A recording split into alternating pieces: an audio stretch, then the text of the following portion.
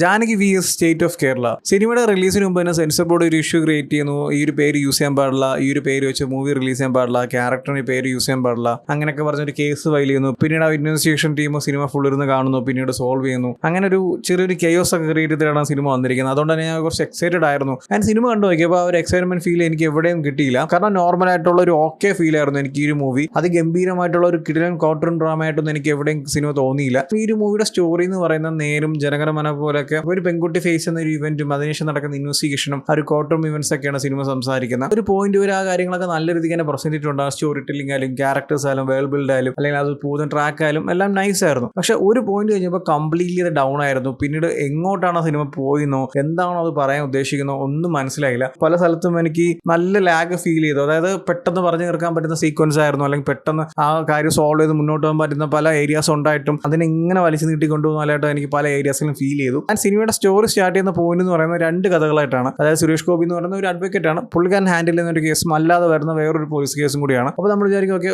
രണ്ട് കേസുണ്ട്, ഒന്ന് ഒരു ഹൈ പ്രൊഫൈൽ കേസാണ്, മറ്റൊന്ന് ഇങ്ങനെ സ്റ്റാർട്ട് ചെയ്യുന്നേ ഉള്ളൂ. അപ്പം എന്താണ് അവിടെ നടക്കാൻ പോകുന്നത്, ഇത് തമ്മിൽ എന്തെങ്കിലും കണക്ഷൻ ഉണ്ടോ, അല്ലെങ്കിൽ ഏത് ട്രാക്കിലാണ് സിനിമ പോകുന്നത്, ഇങ്ങനെ പല ഏരിയാസിലും നമുക്ക് പല ക്വസ്റ്റ്യൻസ് തോന്നും. പക്ഷെ ഒരു പോയിന്റ് കഴിയുമ്പോൾ അവരെന്നെ അങ്ങ് മറന്നുപോയി. ഈ രണ്ടാമത് വന്ന ഒരു കേസ് ഉണ്ടല്ലോ, അതൊക്കെ എടുത്തിട്ട് ഫസ്റ്റ് ഉള്ള ഹൈ പ്രൊഫൈൽ അല്ലെങ്കിൽ സിനിമ സ്റ്റാർട്ട് ചെയ്യുമ്പോൾ ഭയങ്കര ബിൽഡപ്പ് ആയിട്ട് ആ ഒരു സുരേഷ് ഗോപിനെയും അല്ലെങ്കിൽ ക്യാരക്ടേഴ്സിനൊക്കെ ഇൻട്രോഡ്യൂസ് ചെയ്യുന്ന ഒരു കേസുണ്ട്. അതിനൊക്കെ ഇങ്ങനെ തേച്ച് മാച്ച് ഒക്കെ മറന്നുകള എന്നുള്ള രീതിക്കൊക്കെ കൊണ്ടുപോയി. പ്രോപ്പർ എൻഡിങ് ഇല്ലായിരുന്നു, ഒരു പ്രോപ്പർ കണക്ഷൻ ഇല്ലായിരുന്നു, ഒരു ഇമോഷൻസ് ഇല്ലായിരുന്നു എവിടെയും. ആ നേരം ജനഗണമനയും ഈ രണ്ട് മൂവീസിലും നമ്മളെ പിടിച്ചിരുത്തിയ ഒരു മെയിൻ എലമെന്റ് എന്ന് പറയുന്ന ഒരു ഇമോഷണൽ ആയിരുന്നു, ആ ഒരു ക്യാരക്ടറിനോടുള്ള ഒരു ഇമോഷണൽ കണക്ഷൻ ആയിരുന്നു. അതുണ്ടെങ്കിൽ മാത്രമേ ഇങ്ങനത്തെ സ്റ്റോറീസും അല്ലെങ്കിൽ ഇങ്ങനത്തെ കോർട്ട് ഡ്രാമാസ് ഒക്കെ മുന്നോട്ട് കൊണ്ടുപോകാൻ പറ്റത്തുള്ളൂ. അതായത് നീതിക്ക് വേണ്ടിയിട്ട് ആ ഒരു കൂടിൻ്റെ നിൽക്കുന്ന ആ ഒരു ക്യാരക്ടറുമായിട്ട് നമുക്കൊരു ഇമോഷണൽ കണക്ഷൻ ഉണ്ടായാൽ മാത്രമേ നമ്മളെ കൊണ്ട് സിനിമയിൽ മുന്നോട്ട് കൊണ്ടുപോകാൻ പറ്റത്തുള്ളൂ. പക്ഷേ ഈ ഒരു സിനിമയിൽ അങ്ങനത്തെ ഒരു ഫീലും എനിക്ക് എവിടെയും കിട്ടിയില്ല. ഓക്കെ, ഒരു കാര്യം ഇവിടെ നടന്നു, ഓക്കെ അതിന്റെ സൊല്യൂഷൻ എന്താണ്, അല്ലെങ്കിൽ അത് ആരാണ് ചെയ്തത്, എന്താണ് അവിടെ നടന്നത്, ഓക്കെ ഇത്രയേ ഉള്ളൂ. അല്ലാതെ ഓക്കെ ഈ ഒരു കുട്ടിക്ക് നീതി കിട്ടിയേ പറ്റൂ, അല്ലെങ്കിൽ ആ കുട്ടിയുടെ അവസ്ഥ അതാണ്, അല്ലെങ്കിൽ ഇങ്ങനെയാണ്, അതാണ്, ഇതാണ്, നമുക്കൊരു ഫീൽ തോന്നത്തില്ല ആ ഒരു ക്യാരക്ടറിനോട്. അതെവിടെ എനിക്ക് തോന്നിയില്ല.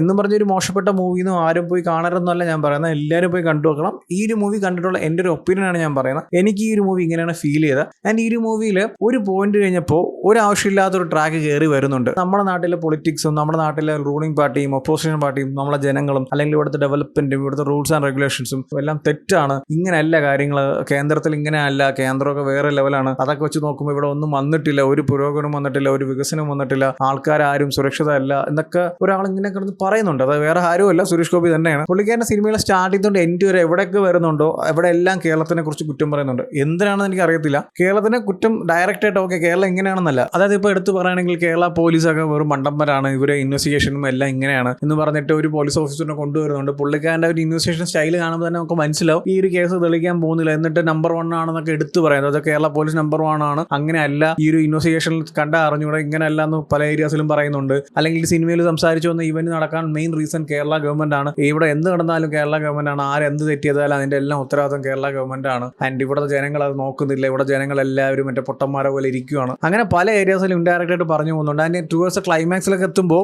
മെർസൽ ടൈപ്പ് ഒക്കെ പിടിച്ച് കേരളത്തിലെ സ്ത്രീകളൊന്നും സുരക്ഷിതമല്ല എന്നൊക്കെ പറയുന്നുണ്ട്. അപ്പോൾ എന്റെ ചോദ്യം ഇതാണ്, ഇന്ത്യയിലെ സ്ത്രീകളെ ഏറ്റവും കൂടുതൽ സുരക്ഷിതമായിട്ടിരിക്കുന്ന സ്ഥലത്തിന്റെ പേര് പറയും. ബോംബെന്ന് ഡൽഹിയിൽ നിന്നും പറയരുത്. കൂടുതൽ പൊളിറ്റിക്കലി സംസാരിച്ചൊന്നും പോകുന്നില്ല, പക്ഷെ പല കാര്യങ്ങളും കേൾക്കുമ്പോൾ ഭയങ്കര ഇറിറ്റേഷൻ ആണ് സിനിമയിൽ. അത് സിനിമയുടെ ട്രാക്കുമായിട്ടോ അല്ലെങ്കിൽ സിനിമയുടെ സ്റ്റോറി ടെല്ലിംഗ് ആയിട്ടോ ഒരു കാര്യവും കാണത്തില്ല. ഇത് പറയാനായിട്ട് അല്ലെങ്കിൽ ഇങ്ങനത്തെ ഒരു ഡയലോഗ് പറയാനായിട്ടും ഇങ്ങനത്തെ ഒരു കാര്യങ്ങളും ജനങ്ങളെ പറയിപ്പിക്കാനായിട്ട് കൊണ്ടുവച്ചതുപോലെ പല ഏരിയാസ് എനിക്ക് ഫീൽ ചെയ്തു. നമ്മുടെ നാടിനെ കുറിച്ച് ഇങ്ങനെ ഒരു സിനിമയിൽ ഒരു 1-2 പോയിന്റ് പറയണേ ഓക്കെ, എവിടെയെങ്കിലൊക്കെ എന്തെങ്കിലുമൊക്കെ കാണില്ല എന്ന് പറയുന്നില്ല. ഞാൻ 100% നമ്മുടെ എല്ലാ കാര്യങ്ങളും പ്രോപ്പർ ഒന്നും പറയുന്നില്ല. പക്ഷേ സിനിമയുടെ സ്റ്റാർട്ടിംഗ് തൊട്ട് എൻഡ് വരെ ഡയറക്റ്റ് ആയിട്ടും ഇൻഡയറക്റ്റ് ആയിട്ടും ഇവിടുത്തെ റൂളിംഗ് പാർട്ടിനെയും ഒപ്പോസിഷൻ പാർട്ടിനെയും ജനങ്ങളെയും ഇവിടുത്തെ റൂൾസും റെഗുലേഷൻസും ഡെവലപ്മെന്റും എല്ലാത്തിനെ കുറിച്ച് കുറ്റം പറയുമ്പോൾ അത് കേട്ടിരിക്കുക എന്ന് പറയുന്നത് അത്ര സുഖമായിട്ടുള്ളൊരു കാര്യമല്ല. ഒരു പോയിന്റ് കഴിയുമ്പോൾ നല്ല രീതിക്ക് ഇറിറ്റേറ്റ് ആവുന്നുണ്ട്. സുരേഷ് ഗോപി ഇന്നലെയിലെ കണ്ടു തുടങ്ങിയ മൂപ്പരുടെ പണ്ടത്തെ മൂവീസ് എന്നൊക്കെ വെച്ച് നോക്കുമ്പോൾ ഇപ്പോഴത്തെ പുള്ളിക്കാരൻ നിൽക്കുന്ന പൊളിറ്റിക്കൽ പാർട്ടിയും ആ ഒരു സ്റ്റേജൊക്കെ വെച്ചാണ് മൂപ്പർ സംസാരിക്കുന്നത്, നല്ല രീതിക്ക് മനസ്സിലാവുന്നുണ്ട്. സോ എന്തായാലും സിനിമ എല്ലാവരും പോയി കണ്ടു നോക്കുക. എനിക്കൊരു ഓക്കെ ഫീൽ ആയിരുന്നു, കാരണം ഞാൻ ഒരുപാട് കോർട്ട് റൂം ഡ്രാമസ് ഒക്കെ കാണുന്നുണ്ട്. പല ഏരിയാസും എനിക്കൊരു സ്ഥിരം ടെംപ്ലേറ്റ് ഒക്കെ ഫീൽ ചെയ്തു. നിങ്ങൾക്ക് അങ്ങനെ ആയിരിക്കത്തില്ല, അടിപൊളിയായിട്ട് വർക്കാനുള്ള ചാൻസ് കൂടുതലാണ്. സോ എന്തായാലും ചെക്ക് ചെയ്ത് നോക്കുക. ഓൾറെഡി ഈ ഒരു മൂവി കണ്ടവരാണെങ്കിൽ നിങ്ങളുടെ ഒപ്പീനിയൻസ് എന്താ വെച്ചാൽ കമന്റ് ചെയ്യൂ. വീഡിയോ ഇഷ്ടപ്പെട്ടാൽ ലൈക്ക് ചെയ്യൂ, ഷെയർ ചെയ്യൂ. ഇതുപോലത്തെ കൂടുതൽ വീഡിയോസിനായി ചാനൽ സബ്സ്ക്രൈബ് ചെയ്യൂ. Thank you so much.